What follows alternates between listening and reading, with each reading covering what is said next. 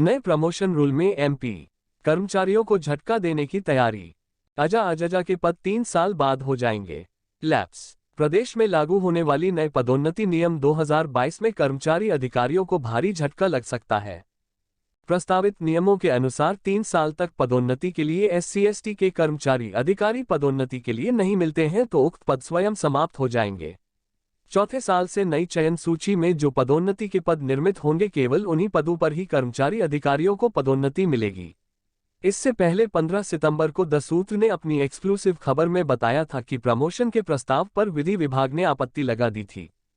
प्रस्तावित पदोन्नति नियम पर कानून विभाग ने आपत्ति जताई थी। दरअसल सामान्य प्रशासन विभाग के प्रस्तावित पदोन्नति नियम पर लॉ डिपार्टमेंट ने कई आपत्तियां ली थी। इसमें एक प्रमुख आपत्ति ये थी कि यदि चयन वर्ष में पदोन्नति के लिए कर्मचारी या अधिकारी नहीं मिलते हैं तो इनके पदों को अनिश्चितकाल तक खाली नहीं रखा जा सकता। सरकार को इसकी समय सीमा तय करना होगी। लॉ की आपत्ति के बाद GADACS विनोद कुमार ने 16 सितंबर को सीनियर अफसरों के साथ बैठक कर तय किया कि चयन वर्ष में लिए रिजर्व होने वाले पदोन्नति पर के लिए यदि कर्मचारी अधिकारी नहीं मिलते हैं तो इन्हें 3 साल तक के लिए रिजर्व किया जाएगा। इसके बाद ये पद खुद ब खुद खत्म हो जाएंगे। यानी यदि चौथे साल में कर्मचारी अधिकारी पदोन्नति के लिए पात्र होते हैं तो उन्हें उसी वर्ष में निकलने वाले पदोन्नति पदों पर ही पदोन्नति मिलेगी।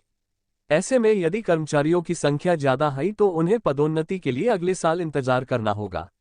बैठक में लिए गए फैसलों के आधार पर पदोन्नति नियम 2022 में बदलाव कर मुख्य सचिव इकबाल सिंह बैंस को भेजा जाएगा।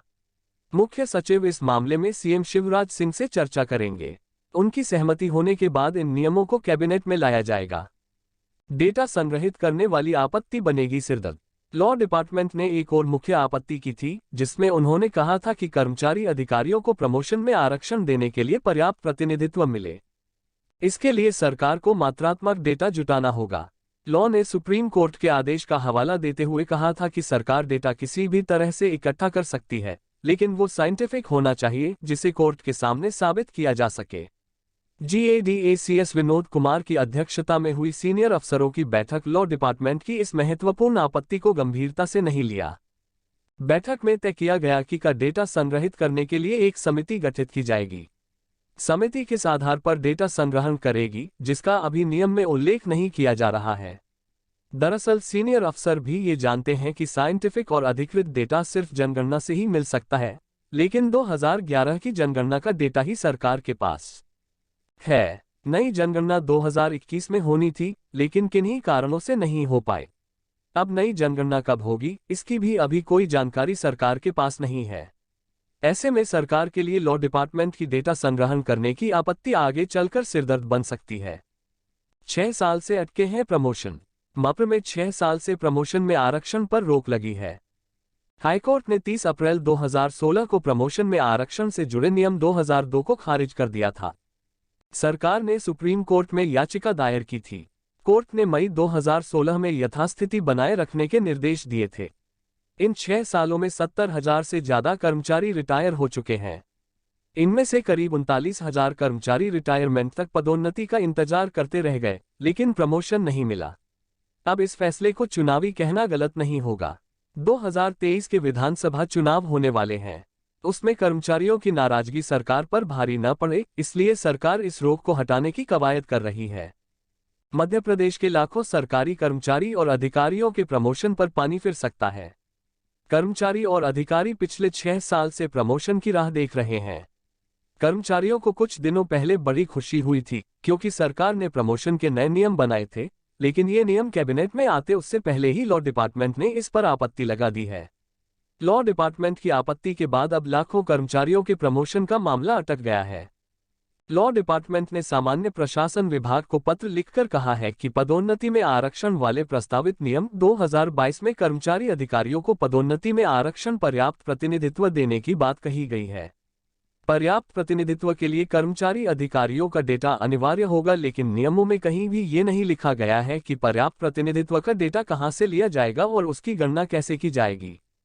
मध्य प्रदेश के लाखों कर्मचारियों प्रमोशन का मामला अटका, सरकार के प्रस्ताव पर विधि विभाग ने क्यों लगाए आपत्ति। मध्य प्रदेश के लाखों सरकारी कर्मचारी और अधिकारियों के प्रमोशन पर पानी फिर सकता है। कर्मचारी और अधिकारी पिछले 6 साल से प्रमोशन की राह देख रहे हैं। कर्मचारियों को कुछ दिनों पहले बड़ी खुशी हुई थी क्योंकि सरकार ने प्रमोशन के नए नियम बनाए थे, लेकिन ये नियम कैबिनेट में आते उससे पहले ही लॉ डिपार्टमेंट ने इस पर आपत्ति लगा दी है। लॉ डिपार्टमेंट की आपत्ति के बाद अब लाखों कर्मचारियों के प्रमोशन का मामला अटक गया है। प्रमोशन के नियमों पर विधि विभाग की आपत्ति। प्रमोशन में आरक्षण के लिए राज्य सरकार ने नियम 2022 का खाका तैयार किया, लेकिन लॉ डिपार्टमेंट ने इस प्रस्ताव पर क्या आपत्ति दर्ज की है वो आपको सिलसिलेवार बताते हैं। लॉ डिपार्टमेंट ने सामान्य प्रशासन विभाग को पत्र लिखकर कहा है कि पदोन्नति में आरक्षण वाले प्रस्तावित नियम 2022 में कर्मचारी अधिकारियों को पदोन्नति में आरक्षण पर्याप्त प्रतिनिधित्व देने की बात कही गई है। पर्याप्त प्रतिनिधित्व के लिए कर्मचारी अधिकारियों का डेटा अनिवार्य होगा, लेकिन नियमों में कहीं भी ये नहीं लिखा गया है कि पर्याप्त प्रतिनिधित्व का डेटा कहां से लिया जाएगा और उसकी गणना कैसे की जाएगी। लॉ डिपार्टमेंट ने M Nagaraj versus Union of India 2006 और जनरल सिंह एवं अन्य वर्सेस लक्ष्मी नारायण गुप्ता के 2018 के मामले में 5 सदस्यीय जजों के फैसले का हवाला देते हुए कहा है कि सुप्रीम कोर्ट ने आरक्षित वर्ग को लोक सेवा में पदोन्नति में आरक्षण देने के लिए उनके पर्याप्त प्रतिनिधित्व को आधार मानना उचित ठहराया है, लेकिन इसके लिए मात्रात्मक डेटा होना आवश्यक है जिससे ये साबित हो सके कि आरक्षित वर्ग को पदोन्नति में पर्याप्त आरक्षण नहीं मिल रहा है। ऐसे में ये साफ है कि बिना डेटा के सरकार ये नहीं कह सकती कि आरक्षित वर्ग के कर्मचारी अधिकारियों को पदोन्नति में पर्याप्त प्रतिनिधित्व नहीं मिल रहा है। लॉ डिपार्टमेंट ने यह भी साफ किया है कि सुप्रीम कोर्ट ने मात्रात्मक डेटा संग्रहित करने के तरीके में राज्य सरकार को छूट दी है कि वो अपने तरीके से ये डेटा तैयार कर सकती है, लेकिन उसे न्यायालय में ये साबित भी करना होगा कि जिस पद्धति से ये मात्रात्मक डेटा तैयार किया गया है वो साइंटिफिक तरीके से सही है। लॉ डिपार्टमेंट ने सामान्य प्रशासन के प्रस्तावित पदोन्नति नियम 2022 के उस उपनियम पर भी आपत्ति जताई है जिसमें कहा गया है कि पदोन्नति के लिए आरक्षित पद के कर्मचारी अधिकारी किसी चयन वर्ष में नहीं मिलते, तब तक उनके पद रिक्त रखे जाएंगे। इस पर लॉ डिपार्टमेंट का कहना है कि इन पदों को रोकने की समय सीमा निर्धारित करना होगी। अनिश्चितकाल के लिए पद रिक्त नहीं रखे जा सकते। लॉ डिपार्टमेंट ने यह भी कहा है कि अनारक्षित यानी तीनों प्रवर्गों के लोक सेवकों की सीनियरिटी फिक्स करने के लिए उनके कैडर को इकाई मानकर रिक्त पद भरे जाना उचित होंगे। इस संबंध में सुप्रीम कोर्ट ने भी 2022 में अपने एक फैसले में ये स्पष्ट भी किया है कि कैडर को इकाई मानकर ही सीनियरिटी फिक्स की जाए। इसके बाद भारत सरकार ने भी 22 अप्रैल 2022 को आदेश भी जारी किया है। इस पेंच में फंसा सरकार का प्रस्ताव। ये वो पेंच है जिसमें सरकार का ये प्रस्ताव फंस गया है। दरअसल सरकार चाहती थी कि 2023 से पहले कर्मचारियों को प्रमोशन का तोहफा दिया जाए, मगर लगता है कि तोहफे का रैपर खुलेगा ही नहीं। मध्य प्रदेश में 6 साल से प्रमोशन में आरक्षण पर रोक लगी है। हाईकोर्ट ने 30 अप्रैल 2016 को प्रमोशन में आरक्षण से जुड़े नियम 2002 को खारिज कर दिया था। सरकार ने सुप्रीम कोर्ट में याचिका दायर की थी। कोर्ट ने मई 2016 में यथास्थिति बनाए रखने के निर्देश दिए थे।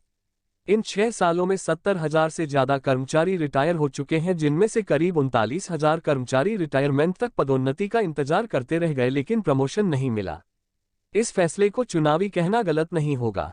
2023 के विधानसभा चुनाव होने वाले हैं। उसमें कर्मचारियों की नाराजगी सरकार पर भारी न पड़े, इसलिए सरकार इस रोक को हटाने की कवायद कर रही है। अब जो प्रस्ताव सामान्य प्रशासन विभाग ने तैयार किया था वो क्या है, एक बार वो भी बता देते हैं। प्रमोशन में आरक्षण के लिए कैटेगरी के मुताबिक CR के नंबर तय किए हैं। प्रथम श्रेणी से प्रथम श्रेणी में पदोन्नति के लिए 15 अंक, सेकंड क्लास से फर्स्ट क्लास में प्रमोशन के लिए 14 अंक, सेकंड क्लास से सेकंड क्लास में हाई पे स्केल में प्रमोशन के लिए 13 अंक, थर्ड क्लास से सेकंड क्लास में प्रमोशन के लिए 12 अंक, थर्ड क्लास से थर्ड क्लास में प्रमोशन के लिए 12 अंक, फोर्थ से थर्ड क्लास के प्रमोशन के लिए 10 अंक, फोर्थ से फोर्थ क्लास में हाई पे स्केल में प्रमोशन के लिए 9 अंक तय। अंकों में ऊंच नीच होने पर पड़ सकता है प्रमोशन पर असर। सिर्फ CR अंक ही नहीं, पूरी ग्रेडिंग भी होगी काउंट। प्रमोशन के हकदार अधिकारी और कर्मचारियों को सिर्फ CR के अंक ही नहीं मिलेंगे, बल्कि उनकी पूरी ग्रेडिंग भी काउंट की जाएगी, जो excellent, very good, good, average और पुअर ग्रेड में डिवाइड होगी। जाहिर है जिस अधिकारी कर्मचारी को एक्सीलेंट ग्रेडिंग मिली होगी वो प्रमोशन का सबसे पहला हकदार होगा।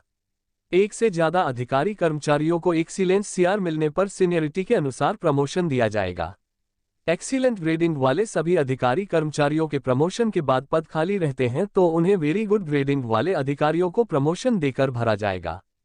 किस तरह के अधिकारी और कर्मचारियों को नहीं मिलेगा प्रमोशन, नियमों के नए खाके में ये भी तय है कि किस तरह के अधिकारी और कर्मचारियों को 6 साल के लंबे इंतजार के बाद भी प्रमोशन नहीं मिलेगा। इन अधिकारी और कर्मचारियों में वो लोग शामिल होंगे जिन्हें किसी कारण से निलंबित किया गया हो या उनके खिलाफ कोई अनुशासनात्मक कार्रवाई चल रही हो।